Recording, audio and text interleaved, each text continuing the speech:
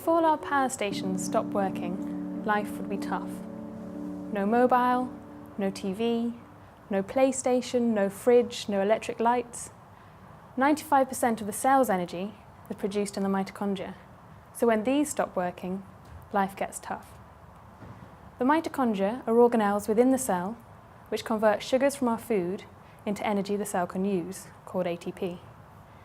They're made up of two membranes. The outer membrane coats the mitochondria and stops unwanted proteins from entering. The inner membrane has a much larger surface area and is folded into finger-like projections called cristae. This is where most of our ATP is produced along the electron transport chain. Mitochondrial dysfunction is seen in many neurodegenerative diseases. These are disorders in which our brain cells stop working and start to die.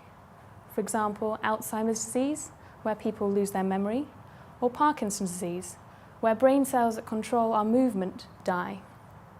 In Alzheimer's disease, the mitochondria are seen to change shape very early on in the disease, whereas in Parkinson's, components of the electron transport chain are seen to be damaged. In my research, I'm trying to understand how the cell responds to this dysfunction. If the power stopped, you might light a candle. Does the cell do this?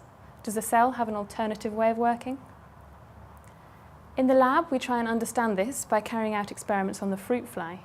We use the fruit fly because they're small, cheap, and we can control their living conditions to ensure a fair test. They also have a brain, and they're surprisingly similar to humans.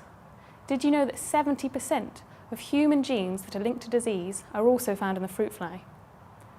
In the lab, we can alter the fly's DNA to cause mitochondrial dysfunction, which we can then study.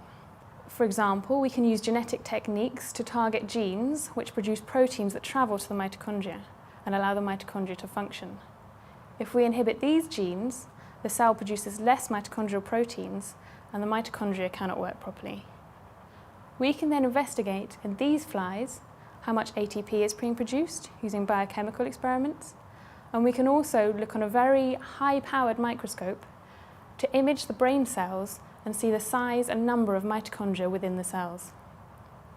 By studying mitochondria in the fruit fly and understanding how the cell responds to mitochondrial damage, we aim in the future to find treatments for people with Alzheimer's and Parkinson's disease.